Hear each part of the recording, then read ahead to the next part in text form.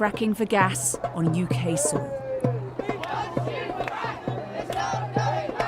A divisive subject fraught with uncertainty. I think we could have another go, but I don't know if we will. So it's a guessing game? At the moment, it's very much a guessing game.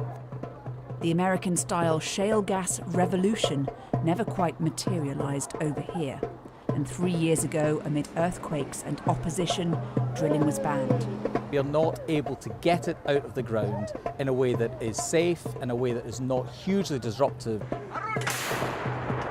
But Russia's invasion of Ukraine is driving an energy crisis. UK gas prices are astronomically high. And energy security is top of the agenda. We will be using gas for a very long time yet. If we have it here, under our feet, then for heaven's sake, let's use that. So now the government is thinking again on fracking. Is it worth the risk, or is it a dead end? It's the wrong place, it's the wrong time, and it's the wrong direction. It's ridiculous.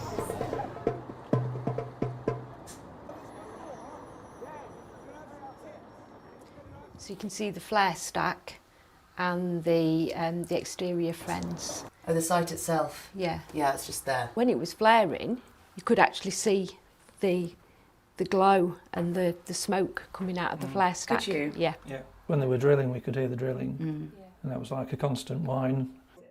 Chris and Susan Holliday live in Little Plumpton Village in Lancashire. Their house is nearly opposite what was the Preston New Road drill site, an exploratory fracking project run by a company called Quadrilla to test the flow of the shale gas deep underground here up to the surface. But fracking can cause seismic activity, and in 2019 that's just what happened, an earthquake measuring 2.9 on the Richter scale. We were in the kitchen, and when it happened, literally the crockery in the cupboards was rattling, windows were shaking. I was cleaning and there was a bang. It's very unsettling, it's very unnerving, and very concerning that you're living with this, and in our case just 500 or so metres away from our homes. Do we want to have any fracking anywhere? No! For the many who had protested against the drilling, that earthquake was proof of a potentially dangerous industry gaining a foothold in the UK. The government, already spooked by a series of smaller tremors in previous months and years, suspended fracking indefinitely. It felt like a victory to Barbara Richardson. She'd spent years as a member of a group called The Nanas, even attracting celebrity support from the likes of actor Emma Thompson. It was hard because at first people wouldn't listen to us. People thought load of activists, and we were called all sorts, green blobs, protested, green, all the insults that people. We're just normal people who saw the damage that this industry would do and felt we had to challenge that. What got you going? The injustice of it, really. At the end of the day, the fact that the industry want to force this on communities, and it's not right.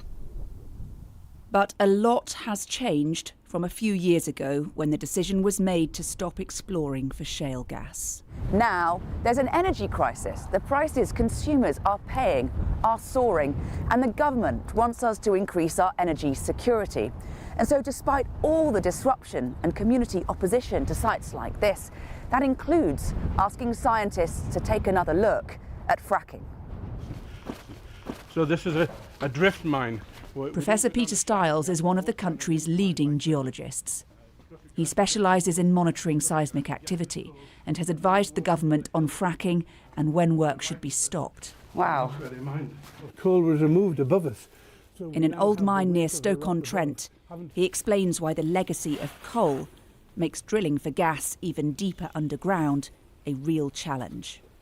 Why does the existence of coal mines matter to fracking? Any fractures which we see here will also be present in the shale beneath. And in lots of parts of the UK, the coals above that shale have been worked. If you disturb the Bowland Shale, how are you going to affect all of the coal mines which lie above them? And in parts of Yorkshire and Lancashire, probably about 50% of the area which is occupied by the Bowland Shale has coal mines above it. So there's no way of avoiding the coal mines if you're going to frack meaningfully? It's quite difficult. The geology of the UK is extremely complex. Despite these concerns, he thinks the government may have been too cautious when it stopped the fracking industry in its tracks 3 years ago. An earthquake between 1 and 2 on the Richter scale, is there a real life equivalent that people could imagine? Your windows rattle, right? It's not a damaging event. The issue was public disquiet with the effect of having experienced an earthquake that was created by an activity that they were not used to. If you go to Japan, nobody gets out of bed for a magnitude 2 earthquake, but that's part of their environment. It's not part of ours. The government's ordered a review into fracking. Yes. 3 years after they essentially stopped it. Yes. Is that a reasonable thing to do in your view? I think it is, yes. It may not work out that it's a plausible source of energy, but we have a lot more data. We can look elsewhere. I think we should try to understand it. I think we could have another go, but I don't know if we will. We're at Mamtor in Derbyshire, and this is Carboniferous rock. It was laid down about 300 million years ago. Petrophysicist Paul Glover takes us to see a rare example of exposed shale to explain what having another go would actually involve. You drill down to the level you want to drill down to, and then you add into the well at high pressures a fluid that is mixed with particles.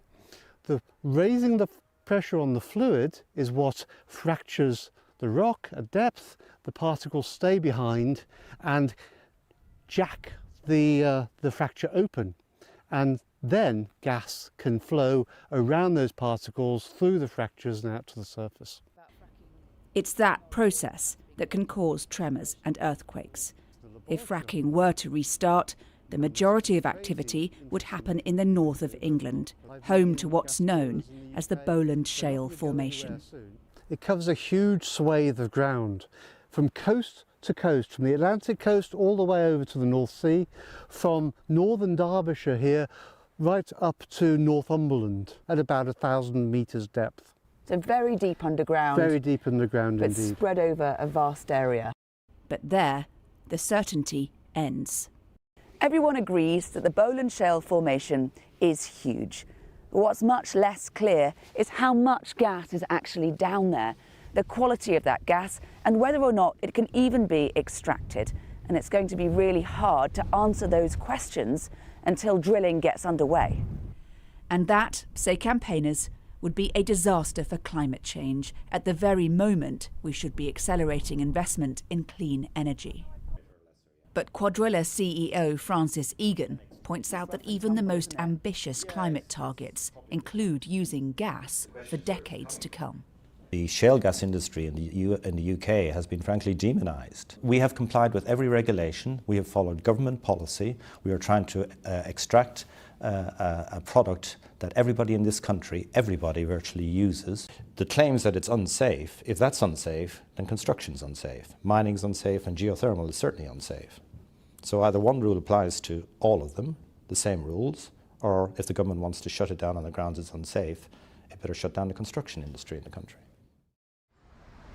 What constitutes safe is far from the only area of disagreement.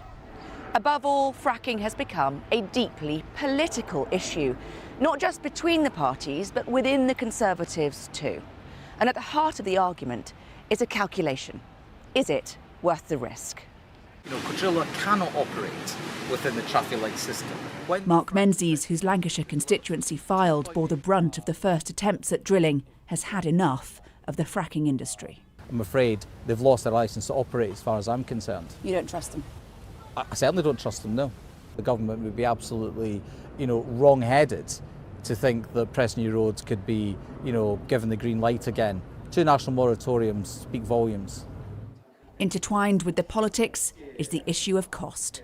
Energy economist Dieter Helm warns that unlike America and its booming shale gas industry, fracking here doesn't really add up. If you go to the United States, you've got wide open plains, very low population densities, uniform rock structures, so no real problem. Here in the UK, look at the geography. You know, look down at how densely populated this country is. Look at the complexity of the geology. Think about what's involved in getting the stuff out and getting it to market. It's whether it's economic, sensible, and in a complex situation like the UK, whether it makes local environmental sense too. And my guess is the answer is probably not. But many disagree. We're going to need oil and gas for the next 20 to 30 years at least, and possibly longer. The only question then is, are we going to be getting it from under our own feet, which is what fracking is all about, or are we going to be getting it from abroad, importing it from places like Qatar, Saudi Arabia, and heaven forbid, Russia?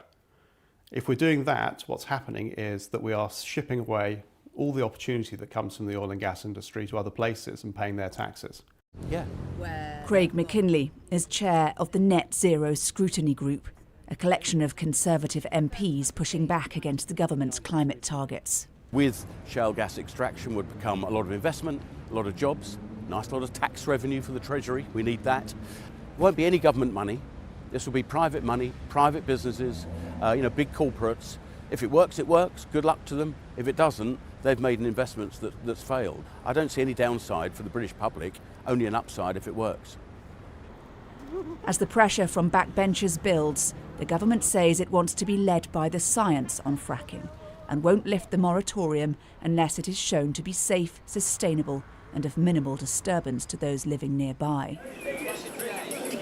As the British Geological Survey finalises its review on these issues, the government will have to decide on whether to give an industry with a controversial history and an uncertain future another chance. Hannah Thomas-Peter, Sky News.